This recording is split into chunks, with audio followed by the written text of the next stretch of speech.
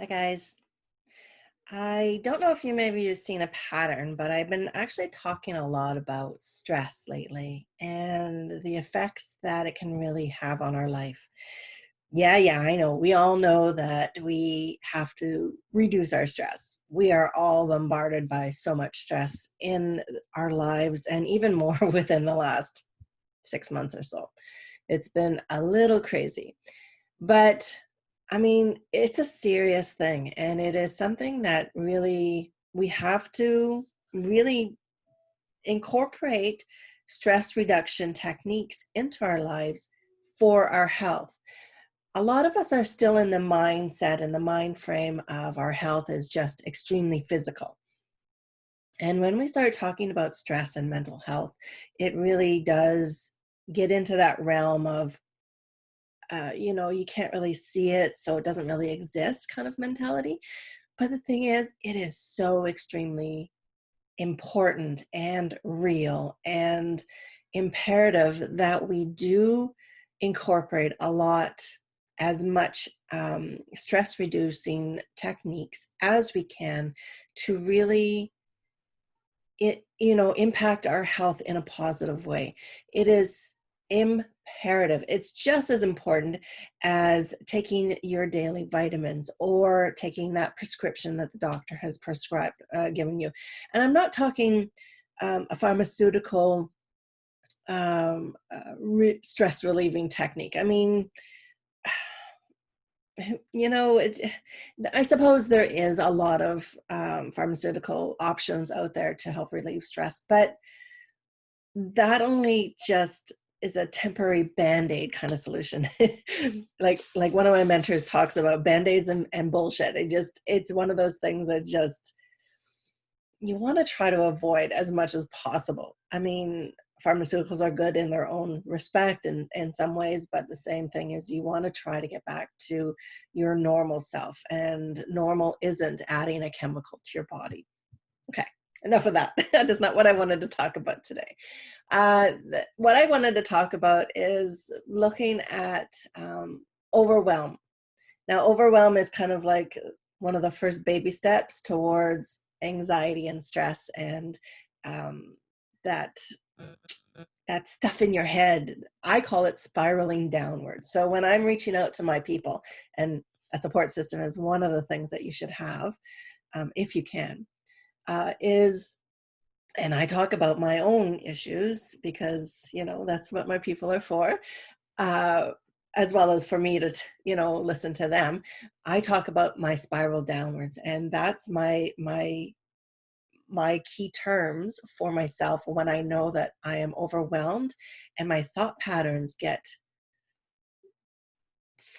like almost beyond myself, where I it's just like one negative thing after another after another after another that just keeps spiraling down, and it almost goes back up to the same one again and then keeps spiraling down and spiraling down to the point where you end up like in a puddle on the floor basically. um, and you want to really try to incorporate some techniques if you can in the moment. I know it's very, very difficult, but uncontrollable thoughts can be controlled. Even though it says uncontrollable, it can be controlled. It's just a matter of trying, and it takes practice, believe me, to just incorporate some techniques before it gets to the point where you are a puddle on the floor. Um, and then I don't know how to say this correctly, but and please forgive me again, I'm not a psychologist, I'm not a psychiatrist, I am not even a social worker. I'm just, from what I've learned on my own, and going through my own experiences, kind of gives me a little bit of an advantage, if you want to call it that, into mental health and that understanding of human psychology and human behavior and different things like that. But like I said, when we let our thoughts get out of control, it really does spiral downwards. And again, that's my term. It can, there's a lot of different terms that you can use. but it is stuff that brings you to a place where you are not in control of your thoughts. And and this is where a lot of our mental illness stems from. And when we get to a point where our anxiety and our panic attacks and things of that nature are uncontrollable, it takes over our body. It becomes a physical thing. Our heart and our sympathetic nervous system just really kicks into over gear, and we become very panicky and sweaty, and our heart palpitations and all these different things that are manifestations of our own mental thoughts. So trying to learn how to get at them before they get to that manifestation of a physical entity in our body and really doing our body a lot of harm is essentially what we're trying to do with these stress reducing techniques. And again, when we look at stress and as a chronic thing, it does again manifest into the physical, and it can cause a lot of um, opportunities for disease to take hold because our immune systems are down because of stress. Um, our whole body is just like almost like an open sore, just waiting for stuff to manifest into heart disease, cancer, diabetes. All these different things become so much more susceptible in our body when we've allowed stress to take hold and cause increased inflammation in our body and all these wonderful things that are just not good for us. So back to trying to control uncontrollable thoughts. A little bit of an oxymoron there, I suppose, but it is doable. Um, the secret though to something like this though, if it gets to the point where you're able to control your thoughts before they get out of control, um, and it happens a lot, and you are suppressing and suppressing and suppressing, swallowing down, ignoring. If it keeps coming up and keeps coming up and keeps coming up, you definitely have to find a way to release it because it will end up in that situation where you break down and are no longer functional and you are not able to do anything. And because your body itself will tell you that, you know, I need help. I need help. I need help. And sometimes this is what anxiety and these uncontrollable thoughts are leading towards, because you are always going to things that haven't been resolved yet. So it's not only just a matter of cleaning up and controlling the uncontrollable thoughts. It's about actually visiting them in a time when and a space where you can release them comfortably. So seeing a therapist, seeing a psychologist, a social worker, talking it out with your support group, and getting to a place where you can actually comfortably, controllably feel the feelings that need to come up and be felt. Because if you don't eventually feel them, and getting them suppressed, that's another way for that body to just grab onto it and have a reaction, a disease process perhaps, that is as a result of swallowing down those feelings, essentially.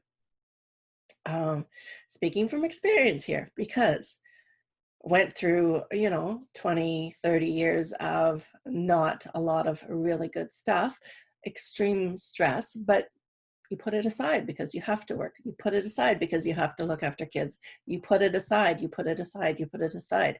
And then one day, boom, you're on the floor. Your defense mechanisms, your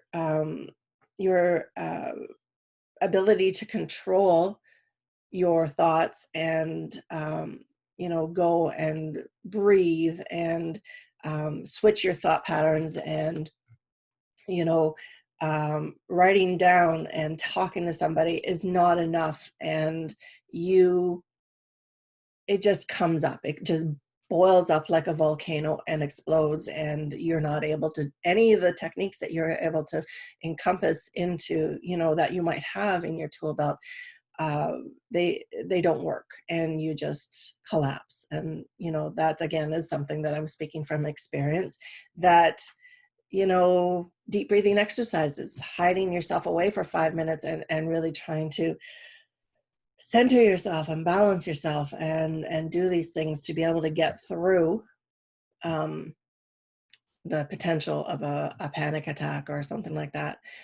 But again, if you only just do that, and that again is just simply a band-aid and you don't go back and try to resolve things by going through therapy and allowing others to heal your story and allowing yourself to release in a safe space, um, it does come back. So really take care of yourselves. Um, Techniques that you learn on the internet or through myself or through therapists or whatever, they're just simply techniques that really, again, sometimes are just band-aids. But if they seem to always be coming up, always be coming up, always be coming up all the time, and you find yourself reaching for more band-aids, reaching for more band-aids, and reaching for more band-aids, this is the time and the situation that you should be actually going and getting yourself some serious help. And going to a therapist, going to a group therapy, a psychiatrist, a psychologist, a social worker, somebody that is extremely trained in this, and allow you to work through whatever it is that's coming up all the time, so you can release it in a safe and simple, safe place. Because I mean, when you start filling your tool belt with all these wonderful coping mechanisms, basically is what they are. Um, they're wonderful, but if we're not dealing with the true underlying cause of what's going on, um, again, it's just band-aid techniques. And it's, if it happens to be some really severe trauma that's going on, then definitely you need to get some help with regards to it. Switching your thoughts, writing it down, talking to your girlfriends, practicing mindfulness.